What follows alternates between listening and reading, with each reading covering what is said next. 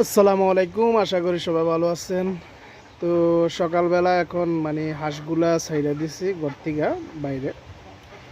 তো ডিমগুলা ছড়াইয়া ছিটাইয়া পইরা আছে। আর এই যে খাবার দিছি আজকে অনেক দিন ধরে হাঁসে ঠিকমতো খাবার খাইতেছে না। তো মানে এটা আজকে বেশ কিছুদিন ধরে সমস্যাটা হাঁসের কারণ হচ্ছে মাঝে মধ্যে প্রচুর গরম হয়, গরম পড়ে, রৌদ্র, আবার এই বৃষ্টি আয়া পড়লো। এই যে দেখেন রাত্রে খাবার দিছি, খাবার প্রায় অর্ধেক খাবার রয়ে গেছে। তো হাঁসে আজকে প্রায় এক সপ্তাহের মতো ঠিক মতো খাবার খায় না। আর ডিমের সংখ্যা দেখতেছেন, ডিমের সংখ্যা অনেক কম।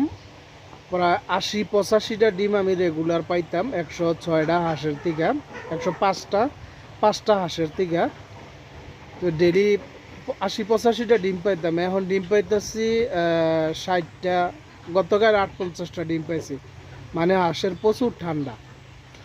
তো হাঁসের ঠান্ডাটা কি লেগে আমাদের এলাকায় প্রচুর বৃষ্টি হইতেছে। এই যে এখন সকালবেলা ঘুম থেকে ওইটা দেখি পুকুর বইরা, পুকুরে পানি বইরা হাঁসগুলা যে ওসে এই জায়গায় থাকে, এই জায়গায় পানি চলে আইছে। তো দুই দিন পর পরে মোটর লাগাইয়া পানি এনতিকে হিসা ফালাইতে হয়। তো এই যে দেখেন, এই যে হাঁসগুলা এই জায়গায় খাবার দেই, খাবারের জায়গা পর্যন্ত পানি চলে আইছে। আর এই জায়গাটা শুকনা রাখি, কারণ হচ্ছে এই জায়গা হাঁসগুলো একটু শুকনা জায়গায় ওইটা থাকতে পারে।